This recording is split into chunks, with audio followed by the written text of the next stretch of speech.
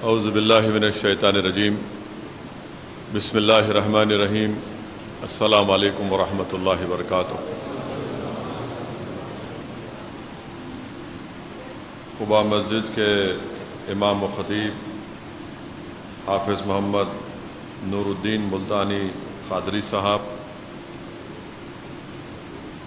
مجلس اتحاد المسلمین کے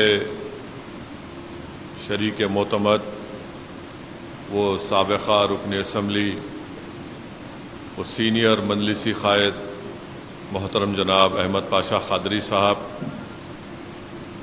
سابقہ رکن اسمبلی و سینئر مجلسی قائد محترم جناب ممتاز احمد خان صاحب، رکن اسمبلی حلقہ حاضہ محترم جناب جعفر حسین معراج صاحب، سینئر مجلسی قائد و سابقہ رکن بلدیہ محترم جناب ڈاکٹر لطیف الدین صاحب عرف ممی صاحب، میرے تمام مجلسی رفقا، معزز حاضرین اکرام، بزرگان ملت، میں سب سے پہلے مسجد حاضہ کے انتظامیہ کمیٹی اور صدر کا شکر گزار ہوں کہ انہوں نے یہاں پر جلسہ یوم القرآن کا انعقاد عمل میں لایا اور مجھے یہاں پر آ کر آپ کے درمیان میں کھڑے ہو کر کچھ بولنے کا موقع عنایت فرمایا۔ میں ان کا شکریہ ادا کرتا ہوں۔ عزیزان ملت اسلامیہ، بزرگان قوم اور ملت، میرے غیور نوجوان ساتھیوں، ابھی آپ اور ہم نے مسجد حاضہ کے خطیب اور امام صاحب کی جمعے کے خطبے سے پہلے ان کے بیان کو سنا اور ایک مختصر سا بصیرت افروز خطاب ہم نے حضرت مولانا جامع نظامیہ کے عالم دین سے سنا، نعمت اللہ قادری صاحب سے۔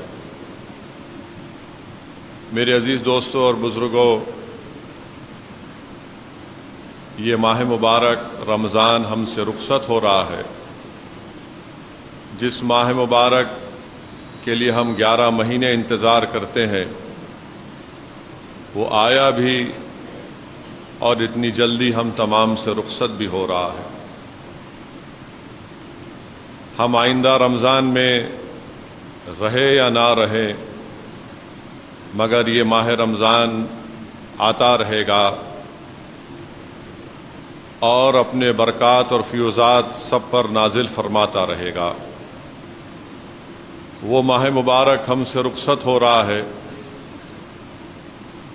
جس میں ہم کو رات میں ٹھہر کر اللہ کے کلام کو سننے کی توفیق عطا فرمائی۔ وہ ماہ مبارک ہم سے رخصت ہو رہا ہے جس میں ہمارا رزق بڑھا دیا گیا۔ وہ ماہ مبارک ہم سے رخصت ہو رہا ہے جس میں جہنم کے دروازوں کو بند کر دیا گیا۔ وہ ماہ مبارک ہم سے رخصت ہو رہا ہے جس میں شیطان کو زنجیروں میں جکڑ دیا گیا۔ وہ ماہ مبارک ہم سے رخصت ہو رہا ہے جس میں کہ روزہ دار کی منہ کی بو اللہ سبحانہ و تعالیٰ کو مشک اور عنبر کے خوشبو سے زیادہ پسند ہے۔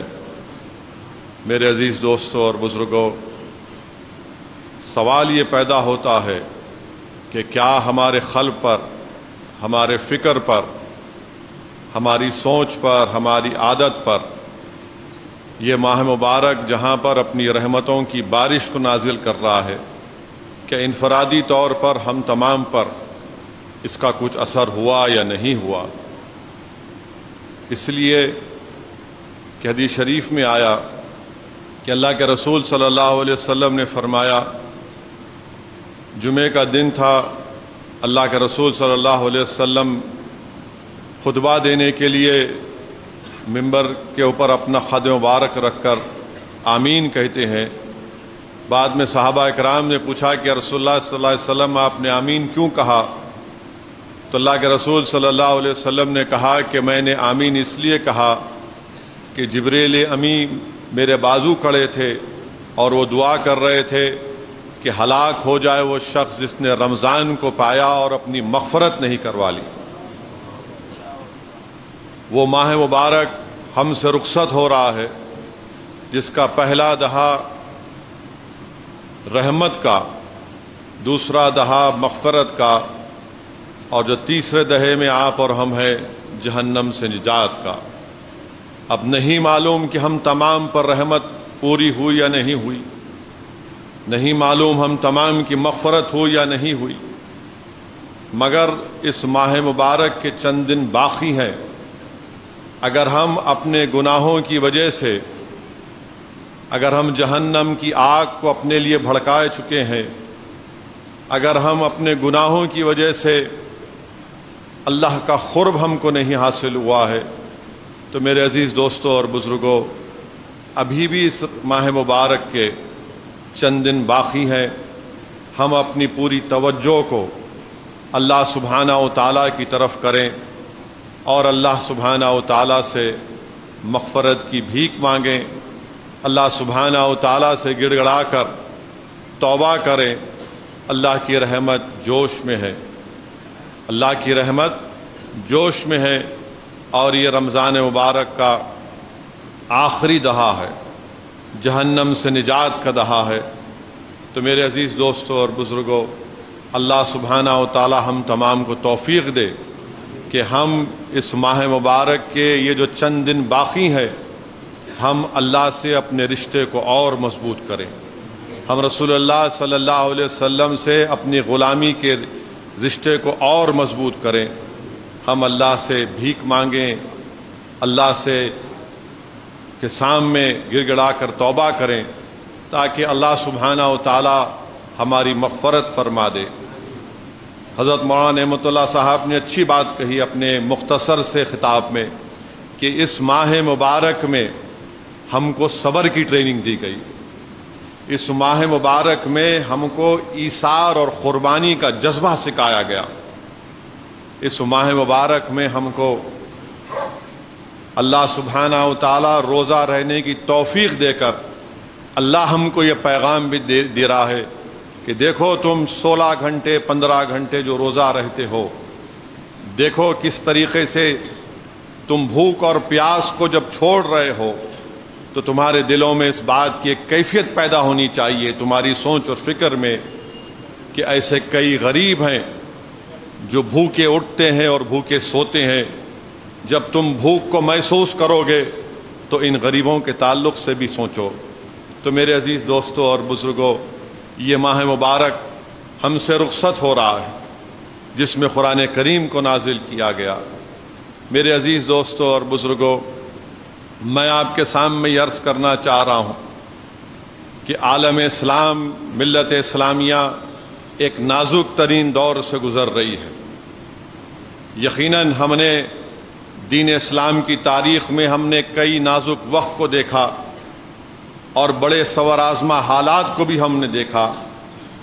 ہم نے حیات اور موت کے کشمکش میں ہمیشہ ہم نے اولاد آدم کو ساحل حیات پر لا کر چھوڑا، اور جو کتاب ہمارے نبی محمد مصطفیٰ صلی اللہ علیہ وسلم پر اللہ سبحانہ و تعالیٰ نے نازل کی، جو رسول اللہ صلی اللہ علیہ وسلم کا معجز عظیم ہے، اس کتاب کے قرآن کریم کے پہلے سورہ بقرہ میں اللہ سبحانہ و تعالیٰ فرما رہا ہے، جس کا مفسرین اکرام نے اس طرح ترجمہ کیا کہ اللہ سبحانہ و تعالیٰ ہم کو خوف سے آزمائے گا، اللہ سبحانہ و تعالیٰ ہم کو بھوک سے آزمائے گا، اللہ سبحانہ و تعالیٰ ہم کو ہماری لہلاتی کھیتوں کی بربادی سے آزمائے گا، اللہ سبحانہ و تعالیٰ ہم کو ہماری اولاد سے آزمائے گا۔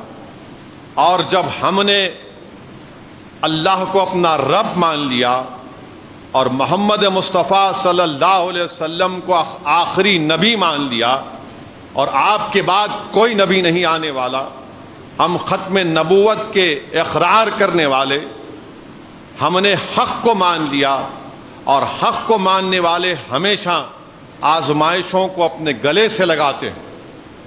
حق کو ماننے والے ہمیشہ آزمائشوں کو اپنے گلے سے لگاتی ہیں، کیونکہ اگر ہم سیرت النبی کا مطالعہ کریں گے، اگر ہم علماء کرام کے پیروں کے پاس بیٹھ کر رسول اللہ صلی اللہ علیہ وسلم کی سیرت کے واقعات کو سنیں گے، تو جب رسول اللہ صلی اللہ علیہ وسلم نے اعلان حق کیا تو رسول اللہ صلی اللہ علیہ وسلم پر پتھروں کی بارش کی گئی۔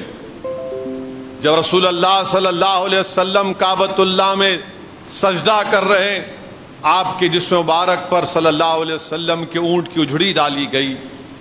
جب رسول اللہ صلی اللہ علیہ وسلم کعبۃ اللہ میں نماز پڑھ رہے ہیں، آپ سے دست درازی کی گئی۔ جب صدیق اکبر بیچ میں آ گئے تو ان کو منہ پر مارا گیا، ان کو لہو لہان کر دیا گیا۔ آزمائشوں کا سفر یہ بھی تھا دین اسلام میں، حضرت بلال کو گرم گرم ریت پر گھسیٹا جاتا۔ آزمائشوں کا سفر یہ بھی تھا کہ حضرت عمار بن یاسر کے پیٹ کے اوپر گرم گرم پتھر رکھ دیے جاتے۔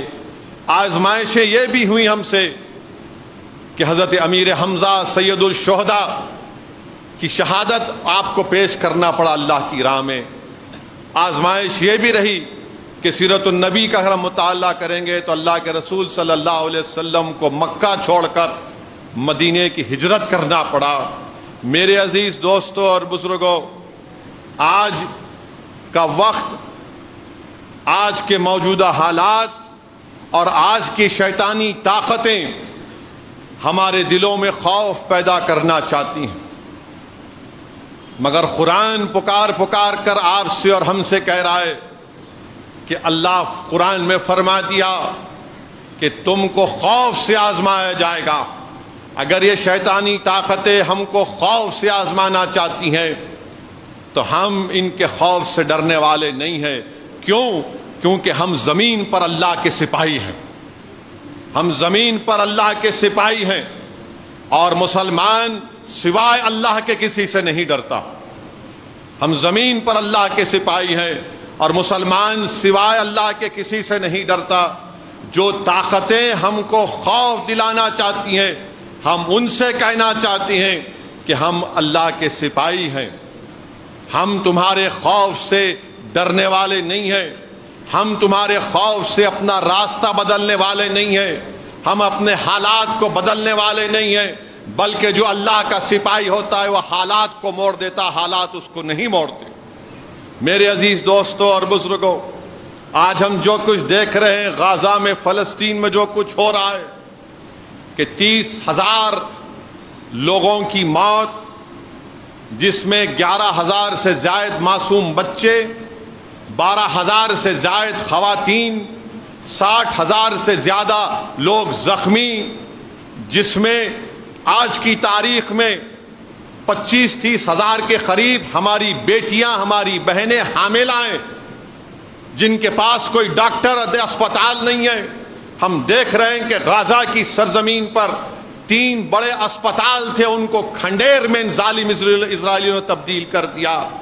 الشفا ہاسپٹل میں ظالم اسرائیلی اپنی فوج کے ساتھ گھس کر 100 خواتین کی عصمت ریزی کرتے ہیں، اسپتالوں کو برباد کرتے ہیں۔ 20 لاکھ کی آبادی غزہ کی، 12 لاکھ لوگ آج بے گھر ہو چکے ہیں، ان کے پاس گھر نہیں ہے، سر پہ سایہ نہیں ہے۔ مگر سلام کرتا ہوں ان غزہ کے ان غیور مجاہدین کو، ان کی ماں اور بہنیں اپنی مائیں پکار پکار کر کہہ رہی ہیں کہ میں نے اپنے بیٹے کو کھویا، اپنے باپ کو کھویا، اپنے شوہر کو کھویا، میں نے اپنے خاندان کے 25 لوگوں کو کھویا، مگر وہ ہماری ماں پکار کر کہتی ہے حسبنا اللہ و نعم الوکیل، حسبنا اللہ و نعم الوکیل۔ گھر برباد ہو گیا ہے۔ ایک باپ اپنے معصوم بیٹے کی لاش کو اٹھائے ہوئے 5 سال کی اور پکار کر کر اللہ میرے بیٹے کی شہادت کو قبول فرما لے۔ کفن میں لپٹی ہوئی لاش ایک ماں اٹھا کر اپنی بیٹی کی لے کے جا رہی ہے اور کہہ رہے کہ اللہ ہم تجھ سے نا امید نہیں ہے، اللہ ہم تجھ سے نا امید نہیں ہے۔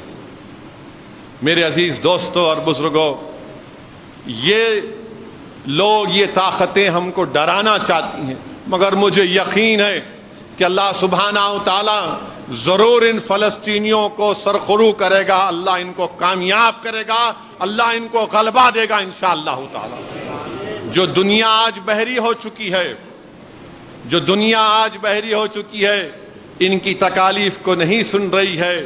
معصوم بچے بھوک سے مر رہے ہیں، جو بچے زندہ ہیں فاقہ کشی سے مر رہے ہیں، دوائیں نہیں ہیں ان کے پاس، مگر دنیا اندھی ہو چکی ہے، دنیا بحری ہو چکی ہے۔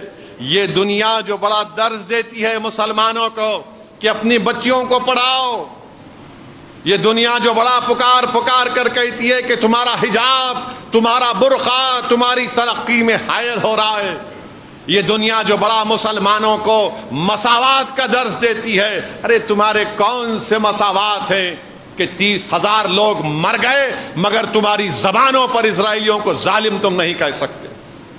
یہ کون سی تمہارے مساوات ہیں؟ کون سا تمہارا ترقی یافتہ پن ہے کہ بچے بھوکے مر رہے ہیں؟ 11,000 بچے مر گئے مگر تمہاری زبانوں پر ان بچوں کی تکالیف کا ذکر نہیں ہوتا۔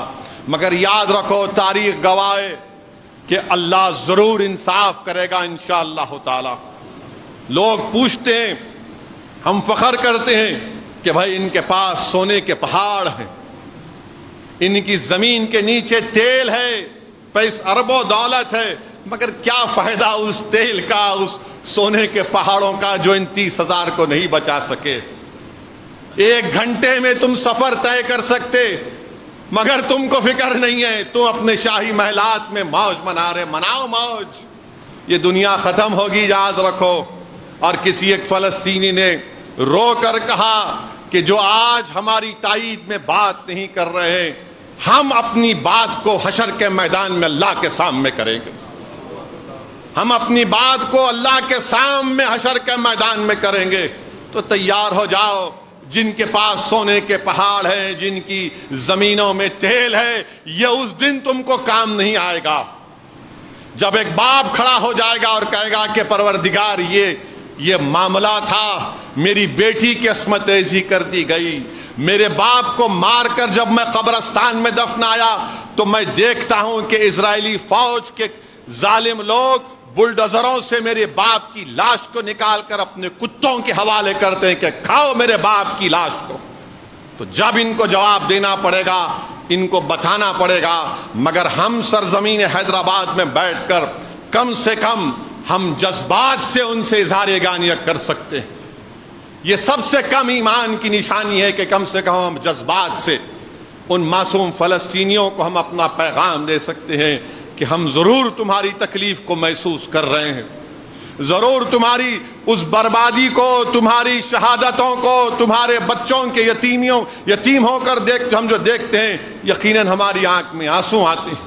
اور سلام کرتا ہوں سرزمین حیدرآباد پر، اور خاص طور سے حیدرآباد کے اس علاقے کے ان تمام مساجد کے ذمہ داروں کو جو ہر نماز میں، جو تراویح کی نماز کے بعد جو دعا ہوتی ہے، تہجد کی جو اجتماعی نمازیں ہو رہی ہیں، اس میں رو رو کر اللہ سے بھیک مانگ رہے ہیں کہ اللہ فلسطینیوں پر رحم فرما دے۔ میرے بھائی، یہی تو خصوصیت ہے ہماری سرزمین کی، یہی تو خصوصیت ہے، یہی تو مزاج ہے ہمارا کہ ہم ان غزہ کے فلسطینیوں کی تکلیف کو محسوس کرتے ہیں۔ کوئی دن میرے پاس نہیں جاتا کہ لوگ فون کر کے پوچھتے ہیں کہ بتاؤ کیسے ان کی مدد کر سکتے، ہم کیسے ان تک ہم کچھ امداد پہنچا سکتے ہیں۔ میں ان کو کہتا ہوں کہ اللہ آپ کے جذبے کو سلامت رکھے، مگر ہماری حکومت جب تک ایک اعلان نہیں کرے گی ہم کچھ مدد نہیں کر سکتے۔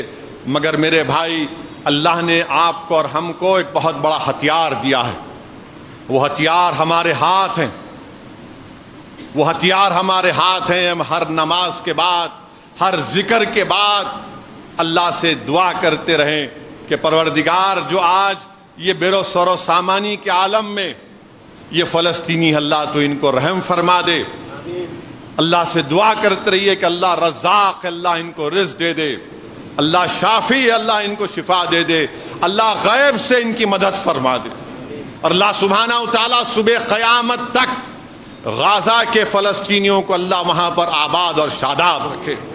پروردگار جب تک حضرت عیسیٰ کا تو نزول نہیں کرتا اس وقت تک فلسطینیوں کو آباد رکھ۔ اللہ وہ مسجد جہاں پر آج دمشق میں حدیث شریف میں آیا کہ حضرت عیسیٰ علیہ السلام آئیں گے، پروردگار اس وقت تک ان فلسطینیوں کو آباد اور شاداب رکھ میرے مولا۔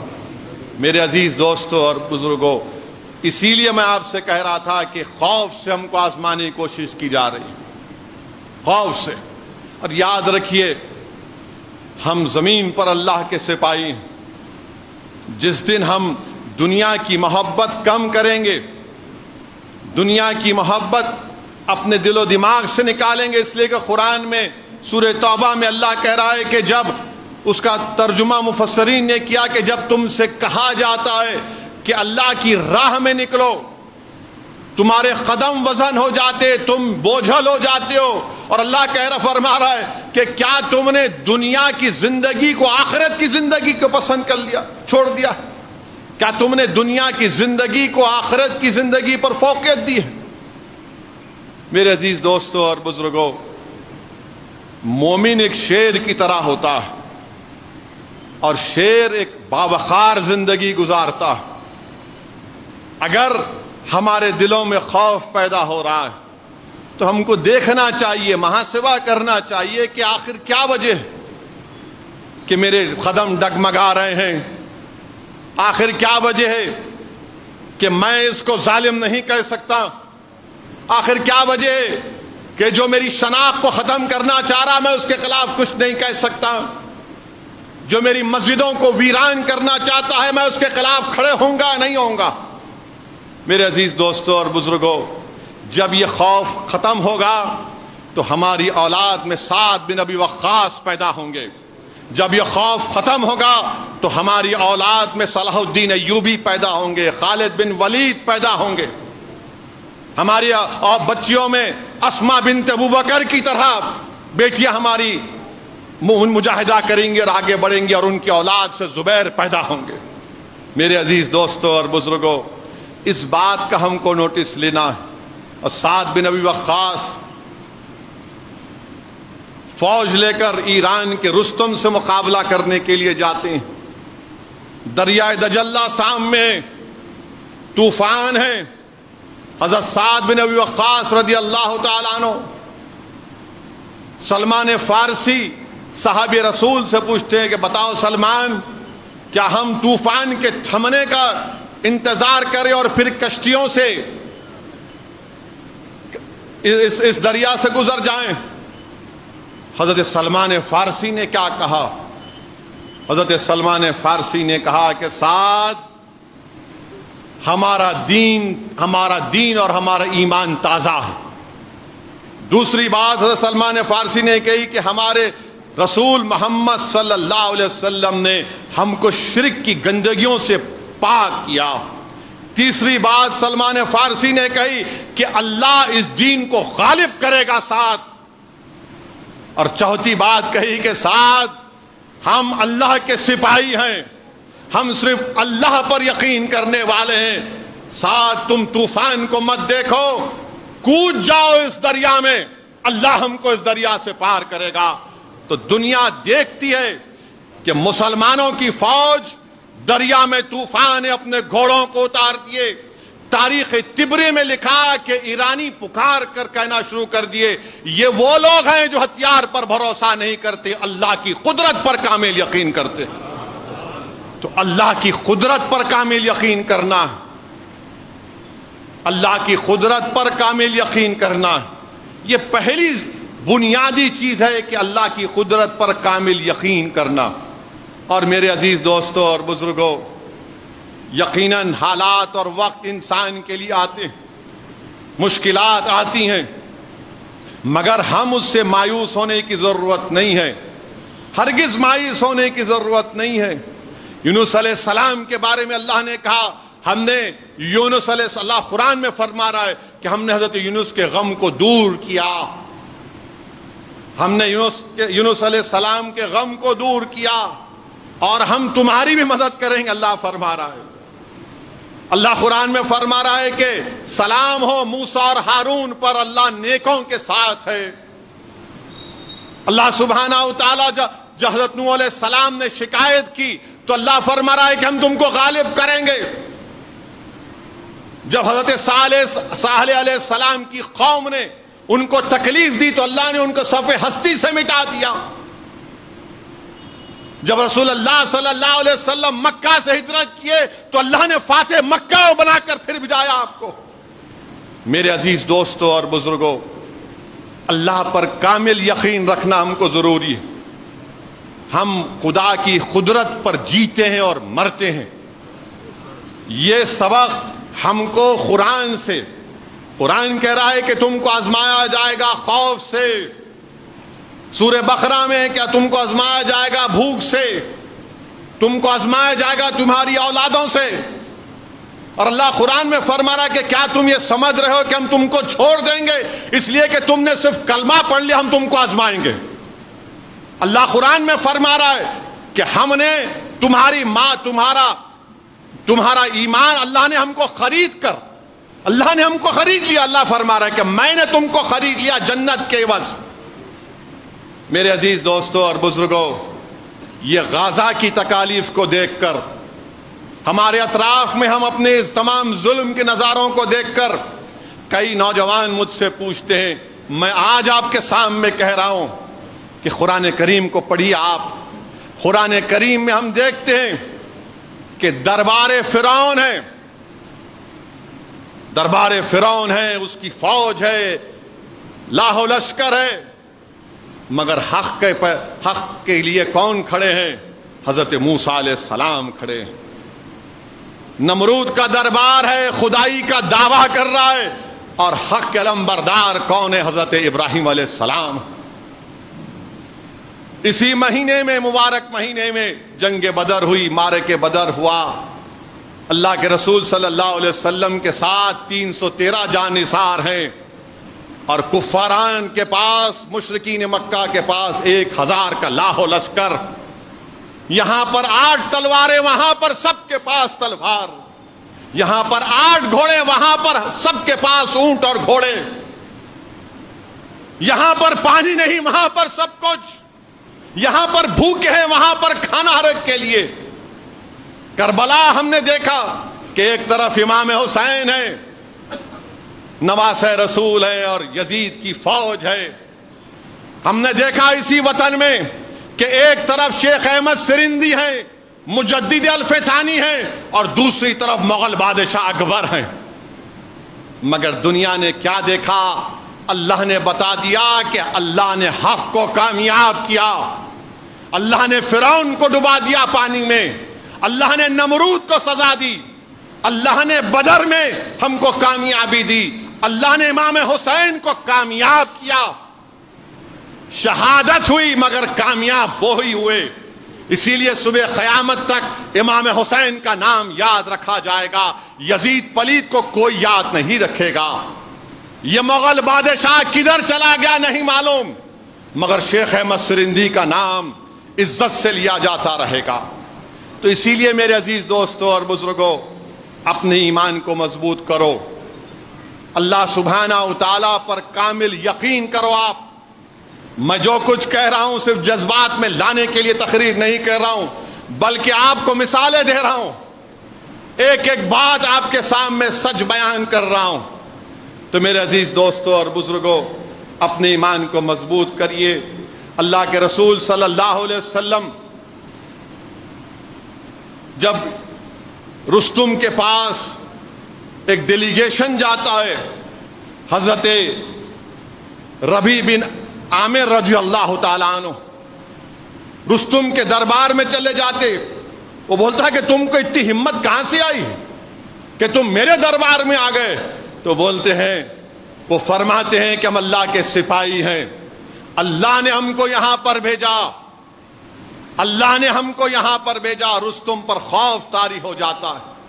تو میرے عزیز دوستوں اور بزرگوں, اللہ سبحانہ و تعالیٰ پر کامل یقین کریے. اللہ کی قدرت پر یقین کریے، کیونکہ اللہ قرآن میں فرما رہا ہے کہ تم کو آزمایا جائے گا۔ اب کوئی ہم کو جیل میں ڈال دے گا، کوئی ہمارے گھر کو توڑ دے گا، کوئی ہماری مسجد کو ہم سے چھیننے کی کوشش کرے گا، کوئی جیل میں ہم کو زہر دے دے گا، تو پیغام کیا مل رہا ہے کہ تم ہمیشہ تیار رہو باطل سے مقابلہ کرنے کے لیے۔ تو ہمیشہ تیار رہو باطل سے مقابلہ کرنے کے لیے، ہر میدان میں، تعلیم کے میدان میں باطل سے مقابلہ کرو، معاشی میدان میں باطل سے مقابلہ کرو۔ ارے جو مسجدوں کے خلاف ہیں تم ان کے سامنے سیسا پلائی ہوئی دیوار بن جاؤ، جو حجاب کے خلاف ہیں ان باطل طاقتوں کے خلاف تم کھڑے ہو جاؤ، جو بھارت وطن عزیز کے خلاف ہیں وہ بھی باطل طاقتیں ہیں، تم اپنی وفاداری کا ثبوت دو۔ اور ان ظالموں کو، ان شیطانی طاقتوں کو سمجھنا چاہیے کہ ہم اس زمین پر اللہ کے سپاہی ہیں، ہم اس زمین کے مالک ہیں، ہم اس زمین کے حصے دار ہیں، ہم کرایہ دار نہیں ہیں۔ ہم اس زمین کے مالک ہیں۔ ہم نے انسانیت کے کئی مظاہرے کیے، اور یہ ظالم لوگ، شیطانی لوگ بولتے مسلمان دہشت گردی کو فروغ دیتا ہے۔ ارے ظالموں، میں تم کو دعوت دیتا ہوں کہ تم اللہ کے کلام قرآن کریم کا پہلا صفحہ اٹھا کر پڑھو۔ میرا اللہ رحمان اور رحیم ہے، اللہ رحمان اور رحیم ہے۔ رحمان اور رحیم کے بندے دہشت گردی کریں گے، رحمان اور رحیم کے بندے ظلم کریں گے۔ ارے ہم تو دہشت گردی مٹانے کے لیے دین آیا ہے، ظلم کو ختم کرنے کے لیے دین آیا۔ تو میں آپ سے اپیل کر رہا ہوں کہ بلا لحاظ مذہب و ملت ہم کو ظلم کو ختم کرنا ہے، بلا لحاظ مذہب و ملت ہم کو مظلوموں کا ساتھ دینا ہے۔ یہ دین اسلام کی تعلیمات ہیں۔ میرے عزیز دوستوں اور بزرگوں، وہیں پر آپ اور ہم جانتے ہیں کہ کل انشاءاللہ تعالی 27ویں شب ہوگی رمضان کی، اور اللہ قرآن کریم میں اللہ سبحانہ و تعالی یہ اعلان فرما دیا کہ جس کو شب قدر نصیب ہوگی اس کو 83 ایئرز 86 برس 4 مہینے، جس کو شب قدر نصیب ہوگی اس نے عبادت کی 86 برس کی عبادت کا ثواب اس کو ملے گا۔ 83 ایئرز نوجوانوں، 4 مہینے۔ میں آج سے 4-5 دن پہلے دیکھا کہ کہیں پر ایک لگا ہوا تھا کہ 20% ڈسکاؤنٹ، جا کے اس کے دکان کو ہی توڑ دیے پورے۔ فری حلیم بول تو دکان کوہرام مچ گیا۔ یہاں پر یہ بولا جا رہا ہے تم ایک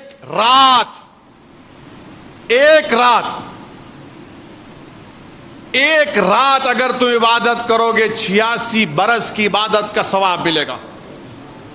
کتنا؟ 83 ایئرز اینڈ 4 منتھس۔ سوچ لو آپ، اگر یہ کو بولنے ارے نہیں میاں میں ابھی جوان ہوں، وہ بڈھوں کا کام ہے۔ میرے بھائی، نہ بڈھوں کو، نہ مجھے، نہ تم کو کوئی گارنٹی ہے کہ تم کل صبح تک زندہ رہتے، کوئی گارنٹی نہیں ہے۔ ہو سکتا ہے کہ جو بڈھے لوگ ہیں اور 25 سال جی لیں صحت کے ساتھ، جو نوجوان ہیں نہیں معلوم، تب بول کے آج کل تو خبر آ رہی کہ چلے گئے۔ تو 86 برس 83 ایئرز 4 منتھس نوجوانوں، ہم تجارت کے منافع کے لیے رات بھر جاگتے، چھوٹی اجرت کے لیے۔ تو 27 کی شب یا شب قدر کے تعلق سے کہا گیا اس کو رمضان کے تاخ راتوں میں، آخری دہے میں تلاش کرو۔ اللہ کے رسول صلی اللہ علیہ وسلم کی امت پر یہ بہت بڑا انعام ہے۔ علماء کرام نے لکھا، بلکہ امام طبری نے لکھا کہ اللہ سبحانہ و تعالیٰ نے ایک قدر والی کتاب ایک قدر والے رسول پر اور قدر والے رسول کی امت پر نازل کی۔ علماء کرام نے لکھا کہ اللہ کے رسول، حدیث شریف لکھی کہ اللہ کے رسول صلی اللہ علیہ وسلم جب دیگر انبیاؤں کی امتوں کی عمر کو دیکھا تو آقا انعامدار محمد مصطفیٰ صلی اللہ علیہ وسلم رنجیدہ ہو گئے کہ میری امت اتنی کم عمری میں کیسے اتنے بڑے عمل کرے گی۔ تو اللہ نے رسول اللہ صلی اللہ علیہ وسلم کے دل کو رنجیدہ پایا اور جبریل علیہ السلام کو بھیجا اور کہا کہ یہ شب قدر ہے، اس میں ایک رات اگر آپ کا امتی عبادت کرے گا تو 83 ایئرز اور 4 منتھس کا اس کی عبادت کا ثواب ملے گا۔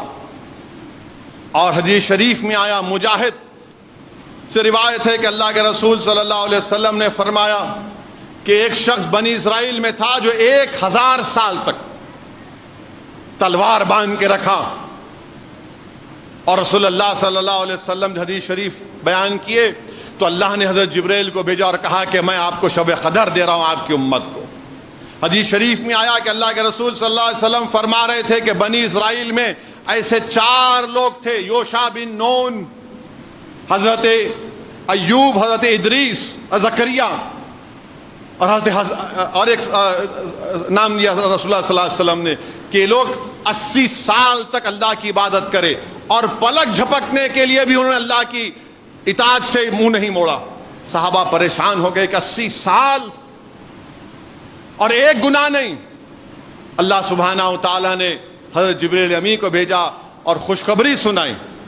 اب علماء کرام نے یہ بھی لکھا، حضرت انس رضی اللہ تعالیٰ عنہ لکھتے ہیں کہ جب شب قدر ہوتا ہے تو حضرت جبریل امی فرشتوں کے ساتھ زمین پر آتے ہیں، اور اتنے زمین پر آتے کہ زمین تنگ ہو جاتی ہے، زمین تنگ ہو جاتی ہے۔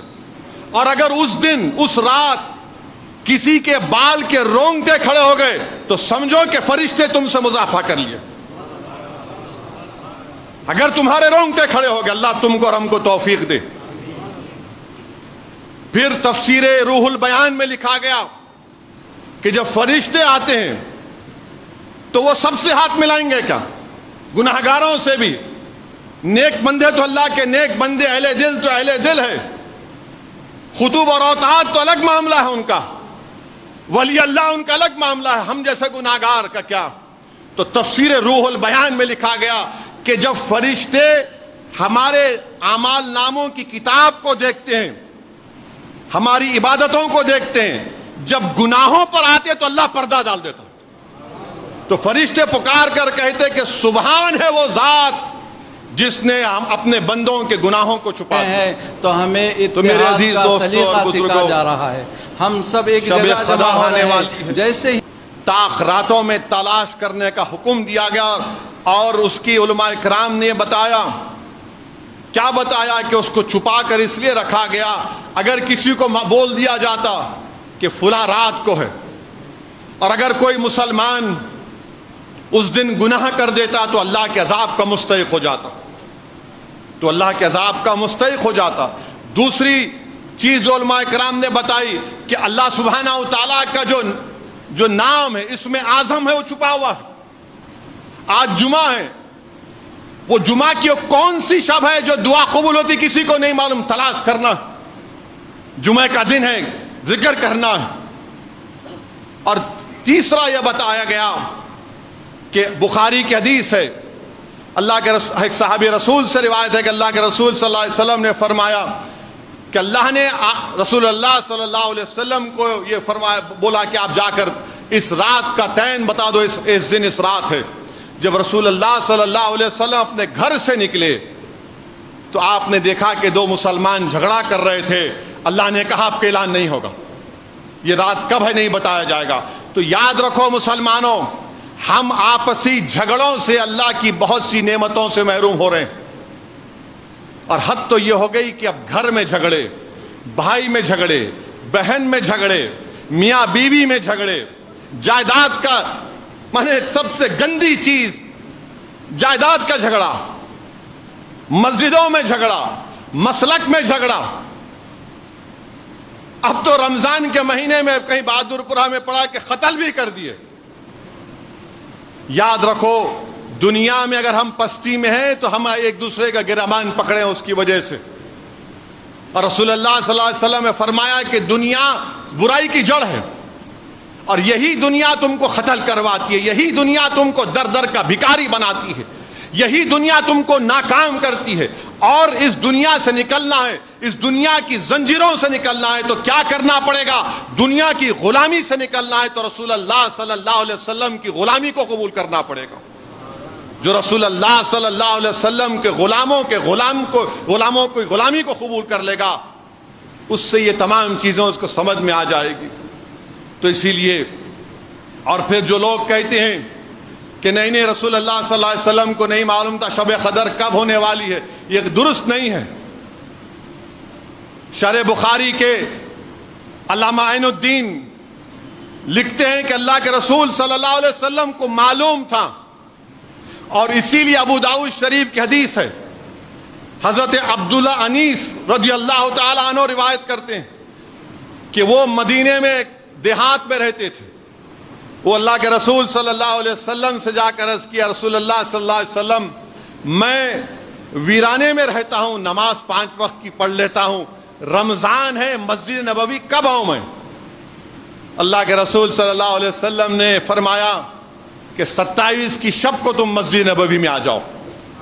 حضرت عبداللہ انیس، ابو داؤد کی حدیث ہے، وہ 27 کی رات مانے 26 کے دن عصر کی نماز سے مسجد نبوی میں آ جاتے، اور فجر کی نماز یعنی 27 اور روزہ شروع ہو جاتا، وہ فجر کی نماز پڑھ کے اپنے گاؤں چلے جاتے ہیں مدینے سے باہر۔ اور وہ ان کے فرزند سے پوچھا گیا کیا معمول تھا؟ حضرت عبداللہ بن انیس کا تو بولتے ہیں کہ وہ ایسا کرتے تھے، اور اگر ضرورت نہیں ہوتی تو عصر سے لے کے فجر تک مسجد نبوی میں بیٹھتے، عبادت کرتے ہوئے بیٹھتے۔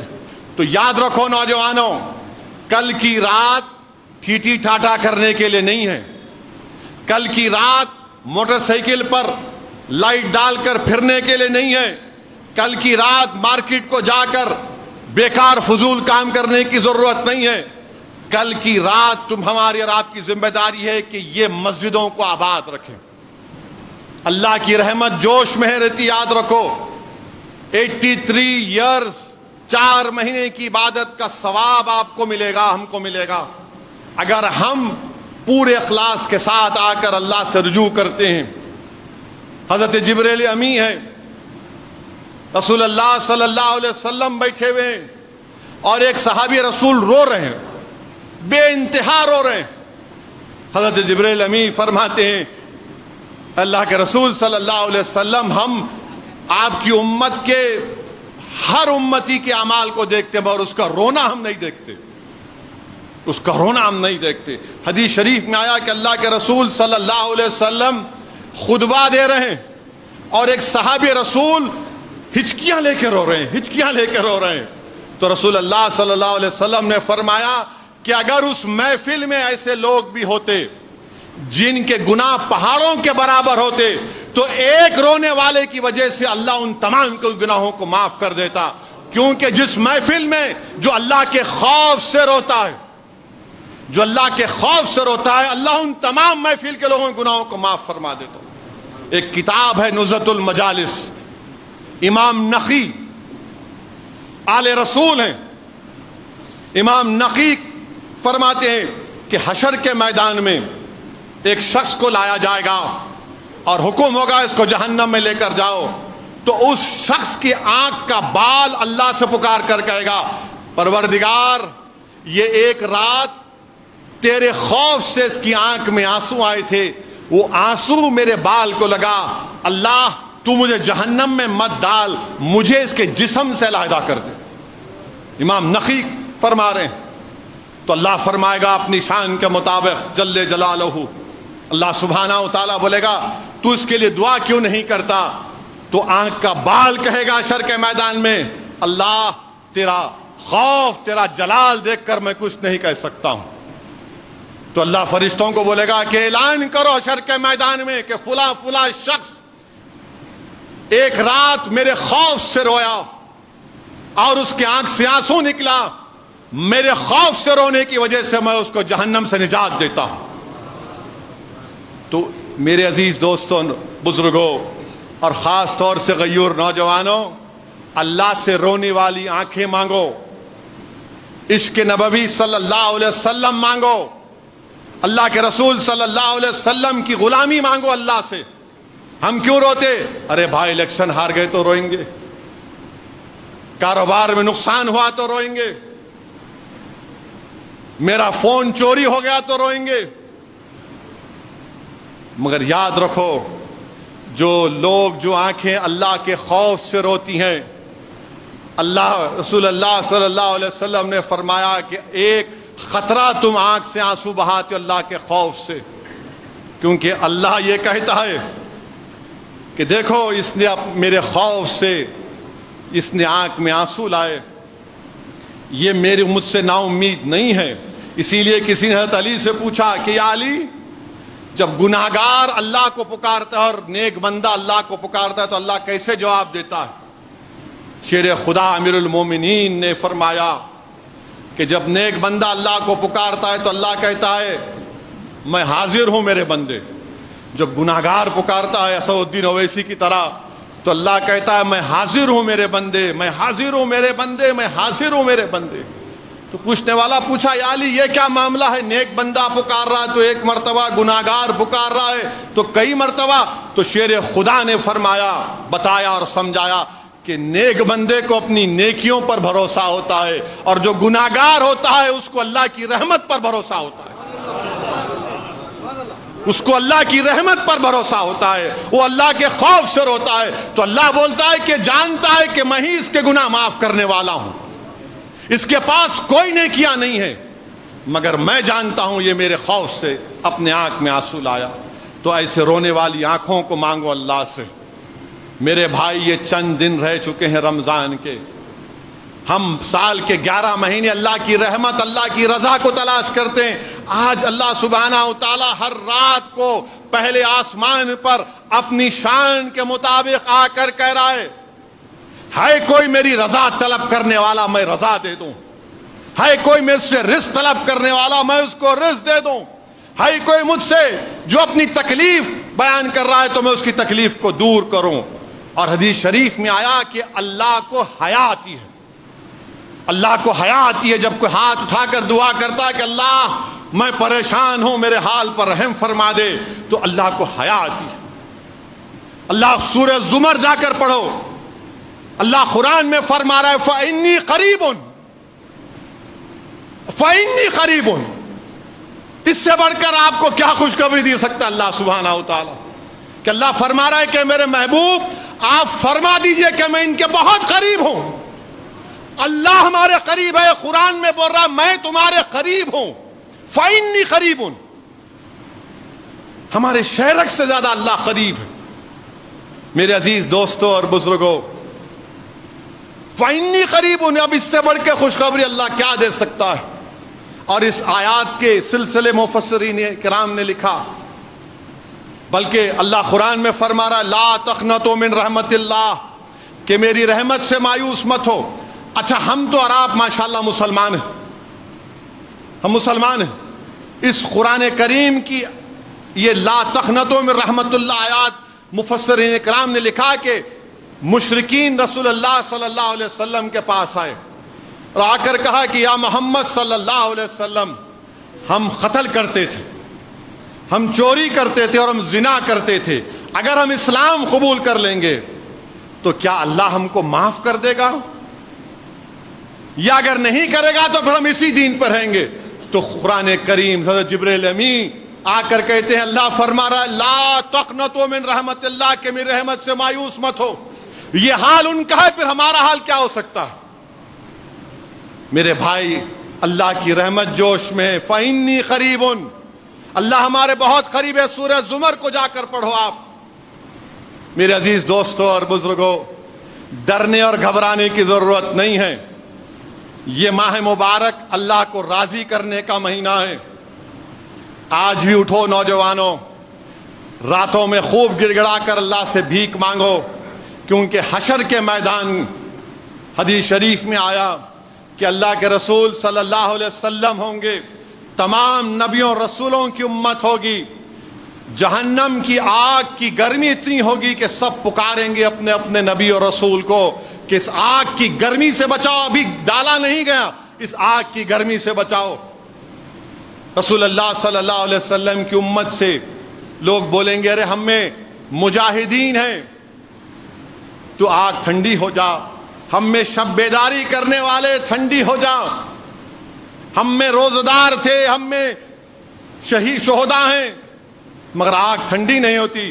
اللہ کے رسول صلی اللہ علیہ وسلم کے پاس امت جائے گی, جبریل امی آ کر رسول اللہ صلی اللہ علیہ وسلم کو ایک پیالہ دیں گے اور پیالہ دے کر کہیں گے یا محمد صلی اللہ علیہ وسلم اس پیالے میں جو پانی ہے اس کو آگ پر ڈالیے, آگ ٹھنڈی ہو جائے گی.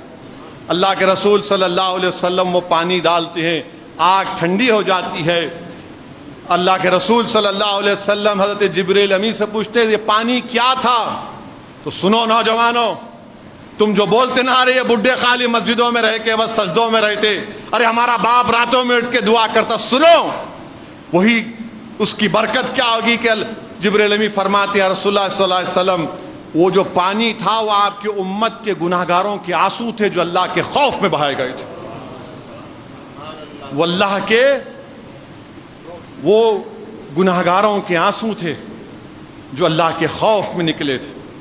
میرے عزیز دوستوں اور بزرگوں, اللہ کی رحمت جوش میں ہے, اللہ پر مکمل یقین رکھیے, ڈرنے اور گھبرانے کی ضرورت نہیں ہے. جو دنیا میں آیا وہ جائے گا ضرور.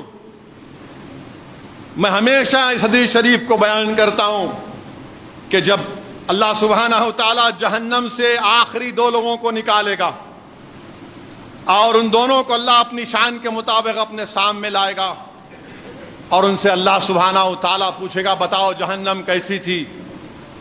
تو وہ ایک کہے گا یا اللہ بڑا, سب دونوں کہیں گے بڑی تکلیف تھی, کرب تھا, جسم جل گیا پورا. اللہ یا اللہ تو نے دنیا کو بنانے کے بعد سے اس آگ کو جلایا جو سفید تھی, سفید سے جا کر اب کالی ہو چکی ہے. اللہ ہم پورے جل گئے. اللہ ایک ایک لمحہ اس میں تکلیف کا تھا. اللہ پھر بولے گا جاؤ پھر سے جہنم میں جاؤ. تو اس دونوں میں سے ایک شخص دوڑے گا جہنم کی طرف. اللہ اپنی شان کے مطابق فرشتوں سے کہے گا لے کے آؤ اس کو واپس. اس کو واپس لایا جائے گا. شاہد اسد الدین اویسی ہوگا. اللہ کہے گا کہ تو ابھی کہہ رہا تھا کہ اتنا تکلیف ہوئی, اتنا جل گیا. بولے اللہ دنیا میں تیرا حکم نہیں مانا, آج ماننے کا موقع ملا تو بھاگ رہا ہوں. اللہ کی رحمت جوش میں آئے گی. اللہ بولے گا یہ میری رحمت سے مایوس نہیں ہے, اس کو لے جاؤ جنت میں ڈالو. پھر دوسرے سے اللہ اپنی شان کے مطابق کہے گا تیرے دل میں خیال نہیں آیا کہ تو میری اطاعت کرے؟ بولے گا یا اللہ لا تقنطوا من رحمت اللہ, تو جہنم سے نکال کر دوبارہ جہنم میں نہیں ڈالنے والا. میں آج بھی تیری رحمت سے مایوس نہیں ہوں. اللہ کی رحمت جوش میں آئے گی. اللہ فرمائے گا اس کو بھی لے جا کر جنت میں ڈال دو. تو میرے عزیز دوستوں اور بزرگوں, اپنے مزاجوں میں ایک تبدیلی پیدا کرو. مزاجوں میں تبدیلی پیدا کرو. ڈرنے اور گھبرانے کی ضرورت نہیں ہے. جتنا وقت ہم اس دنیا میں لکھا کر لائے اتنا وقت ہم کو ملے گا, اور جب وقت ختم ہو گیا تو جانا ہے. کوئی نہیں رہنے والا ہے یہاں پر. بڑے بڑے بادشاہ چلے گئے, ان کے محلات کھنڈیر ہو گئے, کوئی جانتا بھی نہیں ان کی خبر کہاں ہے. بڑے بڑے ظالم آئے, فنا ہو گئے, دنیا میں بڑا ظلم کیے, مگر جانا پڑا دنیا سے. مگر ڈرنے اور گھبرانے کی ضرورت نہیں ہے. میں اتر پردیش گیا, مختار انصاری کے گھر کو گیا, تو اس کے بعد سے سوشل میڈیا پر یہ تمام کے تمام بانکڑے پہلوان شروع ہو گئے, تیرے کو مار دیں گے پورے کے پورے. ارے بھائی میں اخلاق کے گھر کو بھی گیا تھا, میں جنید اور نصیر کے گھر کو بھی گیا تھا جن کو زندہ جلا دیا گیا گھاٹ میکا کے. میں ان لوگوں سے کہنا چاہ رہا ہوں جو مجھے دھمکیاں دے رہے ہیں, ایک بات یاد رکھو, میں جس دین پر چلتا ہوں نا, میں ان سے مخاطب ہوں. میں جس دین پر چلتا ہوں نا, میرے کو یہ دین ایسا چمن میں چل کے نہیں ملا. میرے کو یہ دین میرے کو بادشاہ کے محلوں سے نہیں ملا. میرے کو یہ دین مجھے نرم نرم قالین سے چل کر نہیں ملا. میرے کو یہ دین مجھے ملا تو بدر اور حنین سے ملا. یہ دین مجھے ملا تو احد سے ملا. یہ دین اگر مجھے ملا تو کربلا سے ملا.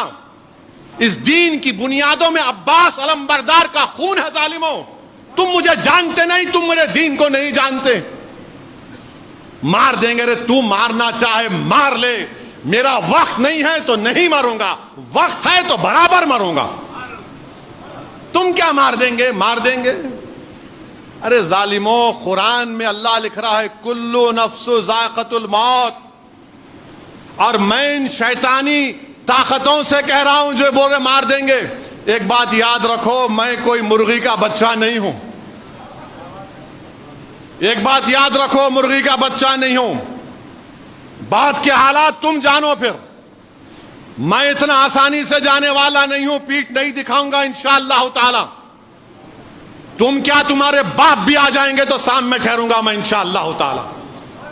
مگر یاد رکھو, مومن فنا نہیں ہوتا, مومن فنا نہیں ہوتا.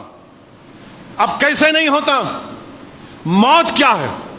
زندگی اور موت ایک حقیقت ہے نا. زندگی اور موت کے درمیان میں ایک حجاب ہے. تو ایک گھر سے دوسرے گھر کو جائیں گے آپ, تو فنا کیسے ہوئے؟ ایک گھر سے دوسرے گھر کو جا رہے آپ اور ہم, تو فنا کہاں سے ہوئے؟ تم فنا ہو جاؤ گے, ہم فنا نہیں ہوں گے انشاءاللہ تعالی. تمہاری نسلیں فنا ہو جائیں گے, ہم فنا نہیں ہوں گے. ہم ایک گھر سے دوسرے گھر کو منتقل ہوتے. مستدراک ایک حدیث کی مشہور کتاب ہے.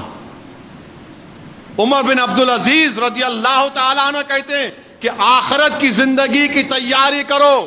مومن فنا نہیں ہوتا, وہ ایک گھر سے دوسرے گھر کو جاتا, ایک گھر سے دوسرے گھر کو جاتا ہے. تو موت سے ڈرنا نہیں ہے, مگر ڈرنا اس بات سے کہ موت کے بعد کیا ہوگا.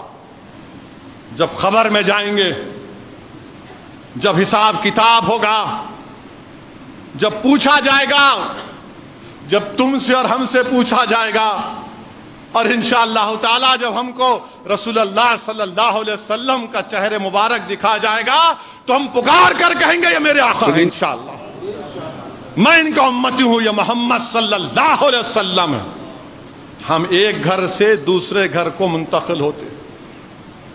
مارنا ہے مارو, کیا کرنا ہے کرو. تم زہر دے کے مارے انہوں شہید ہو گئے,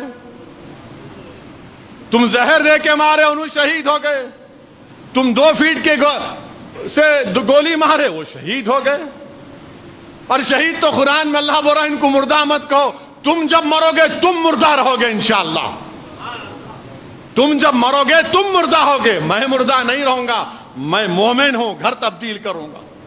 کسی ایک شاعر نے ایک اچھا شعر کہا تھا, میری زندگی کا مقصد تیری دین کی سرفرازی, میری زندگی کا مقصد تیرے دین کی سرفرازی, میں اسی لیے مسلمان, میں اسی لیے نمازی. میری زندگی کا مقصد تیری دین کی سرفرازی, میں اسی لیے مسلمان, میں اسی لیے نمازی. کسی ایک عاشق رسول نے بڑا اچھا کہا موت خبر کے بارے میں, کفن کے بارے میں. اب میں ان ظالموں سے کہہ رہا ہوں کہ پس مردن فرشتوں نے جو تلاشی لی تو بھلا کیا نکلا. پس مردن فرشتوں نے جو تلاشی لی تو کیا نکلا. فقط ایک دل کے گوشے سے خیال مصطفیٰ نکلا. پس مردن فرشتوں نے جو تلاشی لی تو بھلا کیا نکلا. فقط ایک دل کے گوشے سے خیال مصطفیٰ نکلا. یہی ہوگا میرے سے بھی انشاءاللہ, ہم تمام سے ہی ہوگا انشاءاللہ تعالی. پس مردن فرشتوں نے تلاشی لی تو کیا نکلا. فقط ایک دل کے حصے سے خیال مصطفیٰ نکلا. میرے بھائی, یہ ہماری پہچان ہے, اور یہ ظالم جانتے نہیں, یہ مردہ لوگ ہیں, یہ جانتے نہیں. ایک صحابی رسول تھے ابو سعید خسیمہ رضی اللہ تعالیٰ عنہ, ضعیف ہیں, بیٹا بدر میں شہید ہو گیا, احد کی جنگ ہے. رسول اللہ صلی اللہ علیہ وسلم کا جا کر عرض کہتے رسول اللہ صلی اللہ علیہ وسلم آپ میرے لیے دعا کریے. اللہ کے رسول صلی اللہ علیہ وسلم پوچھتے ہیں کیا دعا کرنا چاہیے. تو بولے رسول اللہ صلی اللہ علیہ وسلم دعا کریے کہ میں احد کے جہاد میں شریک ہو سکوں اور مجھے اللہ شہادت دے دے. اور بولتے ہیں کہ جب جنگ بدر ہو رہی تھی تو میرے اور بیٹے میں یہ بحث ہوئی کہ میں جاؤں گا. تو ہم دونوں نے ڈرا کیا, خورا کیا. بیٹے کا نام اٹھا, بیٹا شہید ہو گیا الحمدللہ. اور کہتے ایک ضعیف باپ کہتا ہے رسول اللہ صلی اللہ علیہ وسلم میں نے رات میں اپنے بیٹے کو خواب میں دیکھا جنت میں, اور کہہ رہا ابا جان جلدی آؤ میں آپ کا انتظار کر رہا ہوں. ارے ظالموں, ہم کو اسلام ایسے ملا. اللہ کے رسول صلی اللہ علیہ وسلم ان کے لیے دعا کرتے ہیں, وہ شہید ہو جاتے ہیں.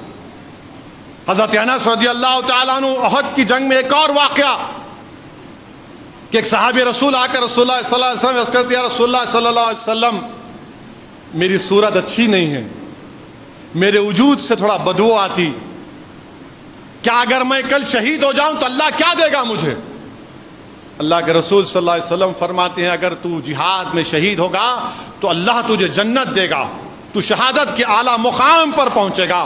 وہ جنگ میں حصہ لیتے, شہید ہو جاتے, جب ان کی لاش کو دیکھتے ہیں تو چہرہ نورانی ہو جاتا, جسم سے خوشبو آتی ہے. اور رسول اللہ صلی اللہ علیہ وسلم فرماتے ہیں کہ جنت کی حوریں اس کے استقبال کے لیے کھڑی ہوئی ہیں. تم ہم کو مارتے مارو پیارے, کون روک رہا تم کو؟ میری زندگی اللہ لکھ دیا ہے جب میں اپنی ماں کے پیٹ میں تھا. میری ذلت, میری عزت, میری رزق, سب چیز اللہ لکھ چکا ہے. تم کیا لوگے مجھ سے؟ ارے یاد رکھو, دنیا میں رہیں گے تو غازیوں کی طرح رہیں گے, یا پھر موت آئے گی تو شہادت کو پسند کریں گے, اور حشر کے میدان اپنے ماں باپ کو شرمندہ ہونے نہیں دیں گے انشاءاللہ تعالی. میرے عزیز دوستوں اور بزرگوں, میری آپ تمام سے دبن گزارش ہے کہ اس ماہ مبارک میں آپ کثرت سے اللہ سے دعا کریے کہ اللہ سبحانہ و تعالی ہم تمام کی اللہ مغفرت فرما دے. اللہ سبحانہ و تعالی فلسطینیوں کی مدد فرمائے. اللہ سبحانہ و تعالی ان کی غیب سے ان کی مدد فرمائے. اللہ سبحانہ و تعالی 29,000 لوگوں کی شہادت کو اللہ قبول فرمائے. اللہ سبحانہ و تعالی جو بچے یتیم ہو چکے ہیں اللہ ان کی لاج رکھ لے, اللہ ان کی مدد فرما لے. اللہ سبحانہ و تعالی جو لوگ زخمی ہیں اللہ ان کو شفا دے دے. جو لوگ بے گھر ہو چکے ہیں اللہ ان کے گھروں کو پھر سے تعمیر کر دے. جو لوگ آج حق کی لڑائی لڑ رہے ہیں فلسطین میں اللہ ان کو کامیاب اور کامران کر دے. اور یاد رکھیے کہ صبح قیامت تک یہ لڑائی چلتے رہے گی. اللہ کے رسول صلی اللہ علیہ وسلم نے فرمایا کہ صبح قیامت تک ایک گروہ رہے گا وہاں پر جو حق کے لیے لڑتا رہے گا. اللہ ان حق والوں کو اللہ کامیاب اور کامران کر دے. اللہ سبحانہ و تعالیٰ کی رحمت, اللہ سبحانہ و تعالیٰ سے ہم بھیک مانگتے ہیں کہ پروردگار تو ارحم الراحمین ہے. اللہ تو رحم فرما دے ان فلسطینیوں پر, اللہ ان کی مدد فرما دے فلسطینیوں پر. اللہ غازہ کے لوگوں پر رحم فرما. اللہ تو زمین و آسمان کا خالق ہے. اللہ تو نے قرآن میں فرما دیا فإنی قریب, پروردگار ان کی لاج رکھ لے. اللہ ہمارے وطن عزیز کو آباد کر دے. اللہ ہمارے وطن عزیز میں امن کو مضبوط کر دے. اللہ ہمارے وطن عزیز کے ہماری عبادت گاہوں کو اللہ اس کی حفاظت فرما. اللہ ہماری شناخت کو اور طاقتور بنا دے. اللہ ہماری شناخت کو اور طاقتور بنا دے. اللہ ہمارے ایمان کو اور مضبوط بنا دے. اللہ ہمارے دلوں سے خوف نکال دے. اللہ ہمارے دلوں میں اللہ کا خوف ڈال دے. یا اللہ ہمارے دلوں میں تیرے اور تیرے حبیب محمد مصطفیٰ صلی اللہ علیہ وسلم کی محبت کو ڈال دے. اللہ ہمارے دلوں میں, ہماری اولادوں میں, ہماری نسلوں میں تیرا خوف اور رسول اللہ صلی اللہ علیہ وسلم کی محبت ڈال دے. اللہ ہمارے دلوں میں آپ کی خوف ڈال دے. اللہ رسول اللہ صلی اللہ علیہ وسلم کی محبت ڈال دے. اللہ ظالموں کا خوف ہمارے دلوں سے نکال دے. اللہ وقت کے فرعون اور نمرودوں کا خوف ہمارے دلوں سے نکال دے. اللہ وقت کے فرعون, وقت کے ظالموں کو تو دیکھ لے. یا اللہ تو دیکھ لے ان کو. یا اللہ ان کی سازشوں میں ناکام کر دے. اللہ جو ہم کو مٹانا چاہتے ہیں تو ان کو مٹا دے. اللہ جو ہماری شناخت کو ختم کرنا چاہتے اللہ تو ان کی شناخت کو ختم کر دے. پروردگار ہماری ریاست میں یا اللہ دریائے کرشنا میں پانی نہیں ہے. یا اللہ پانی کو برسا دے. یا اللہ کسان پریشان ہے. یا اللہ پانی کو نازل فرما دے. اللہ غریبوں کی مدد فرما. اللہ جو جس کو دولت دیا ان کو توفیق دے کہ وہ زکوٰۃ کو نکالے. اللہ تو نے قرآن میں 32 مرتبہ نماز کے ساتھ زکوٰۃ کا ذکر کیا. اللہ ہم کو دولت مندوں کو توفیق دے کہ زکوٰۃ کو نکال سکیں.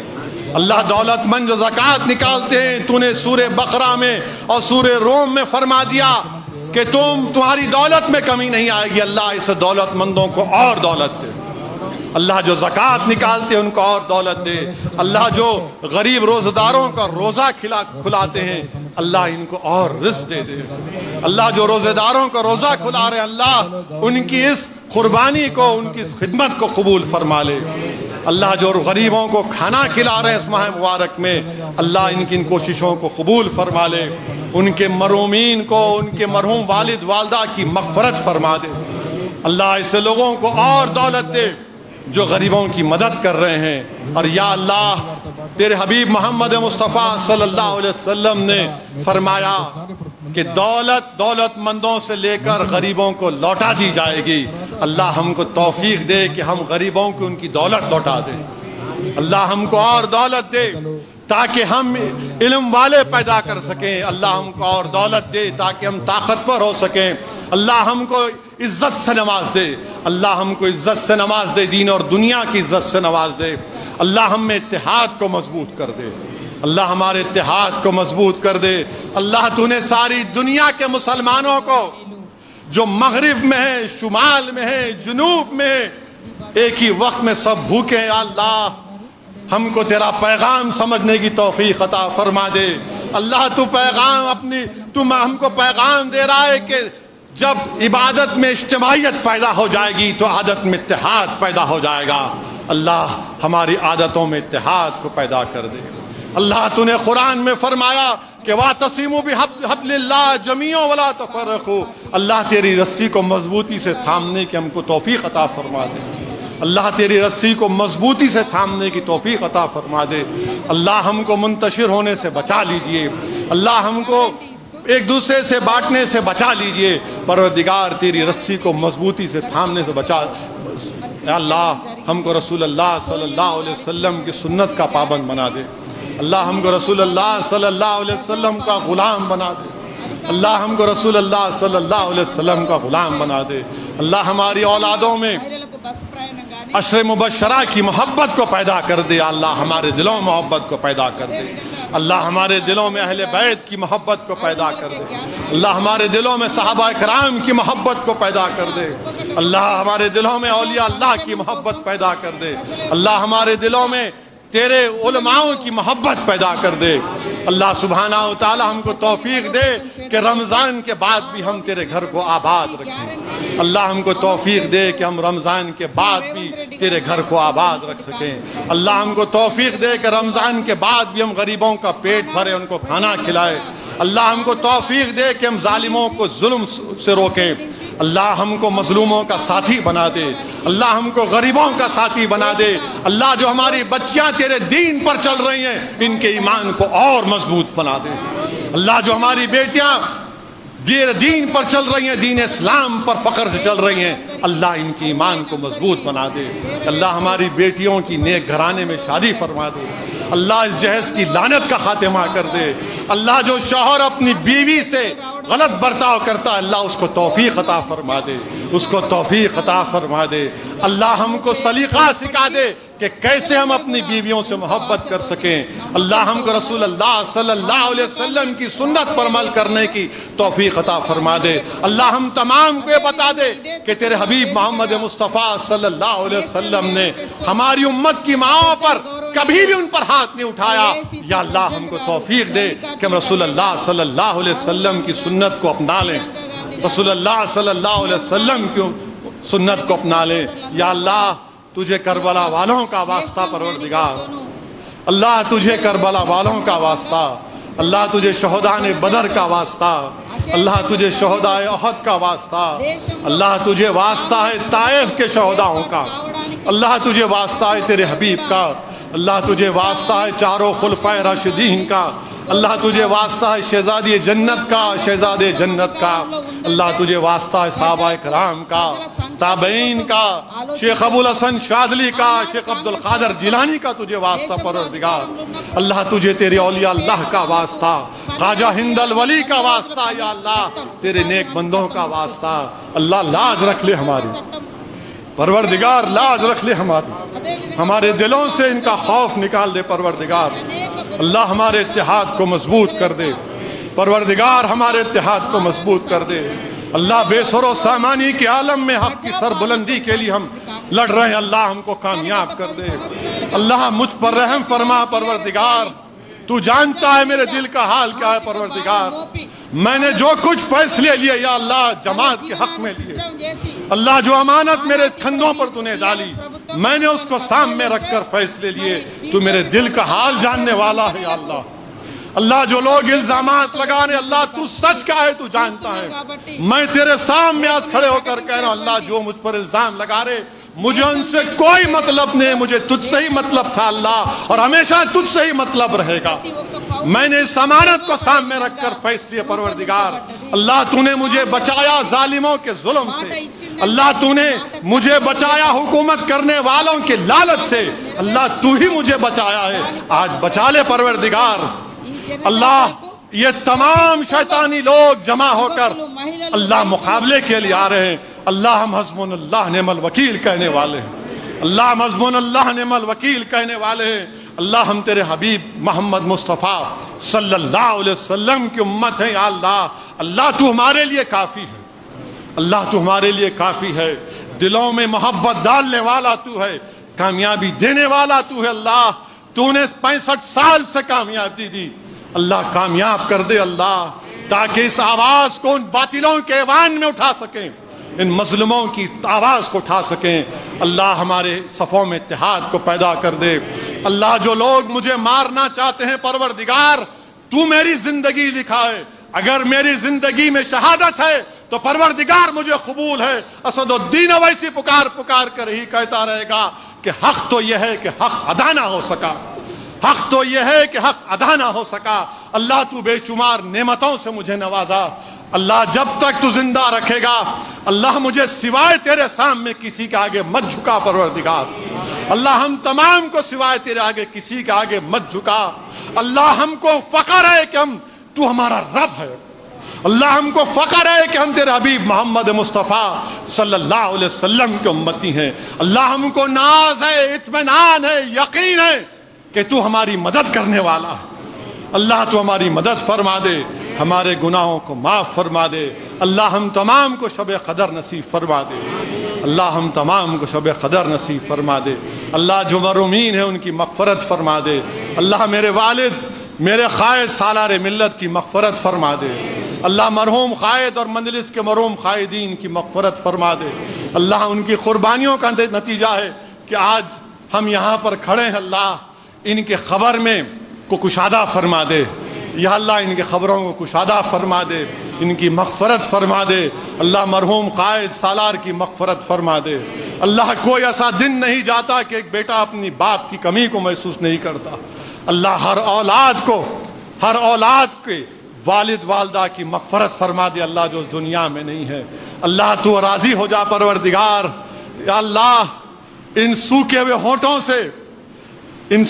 ہوٹوں سے آپ سے بھیک مانگ رہے، اللہ آپ کے حبیب کا ارشاد ہے کہ تجھے حیا آتی ہے جب تجھ سے ہاتھ اٹھا کر کوئی بھیک مانگتا ہے، اللہ تجھے تیری رحمت کا واسطہ اللہ ہماری لاز رکھ لے، اللہ ہماری لاز رکھ لے، اللہ ظالموں کے آگے سر کو مت جھکنے دے، اللہ یہ سر جھکے تو تیری بارگاہ میں جھکے، اللہ ہم کسی سے مانگیں تو تجھ سے مانگیں، اللہ ہم مانگیں تو تجھے وسیلہ دے کر مانگے رسول اللہ صلی اللہ علیہ وسلم کا، اللہ عالم اسلام کی لاز رکھ لے، اللہ عالم اسلام کی لاز رکھ لے، اللہ ہمارے روزوں کو قبول فرما لے، ہماری ٹوٹی پوٹی عبادتوں کو قبول فرما لے، اللہ ہم گناہ گار ہیں، اللہ ہماری نمازیں صحیح ہوئی نہیں معلوم، اللہ تو غفور رحیم ہے، نمازوں کو قبول فرما لے، اللہ روزوں کو قبول فرما لے، اللہ ہماری لاز رکھ لے، اللہ جہاں تک ہماری آواز جا رہی ہے پروردگار ہم تمام کی تکالیف کو دور فرما دے، اللہ خوف نکال دے، اللہ خوف نکال دے پروردگار، ہم تیری کسی آزمائش کے لائق نہیں ہیں، اللہ ہم تیری کسی آزمائش کے لائق نہیں ہے، تو غفور رحیم ہے، تو یا ذوالجلال والاکرام ہے۔ اللہ ہماری لاج رکھ لے، ہمارے فیصلوں میں برکت عطا فرما، اللہ ہمارے اعمال کو قبول فرما لے، اللہ ہمارے جان اور مال کی حفاظت فرما، اللہ ہمارے گھروں کی حفاظت فرما، اللہ ہماری اولاد کو نیک بنائے۔ وآخر دعوانا الحمدللہ رب العالمین۔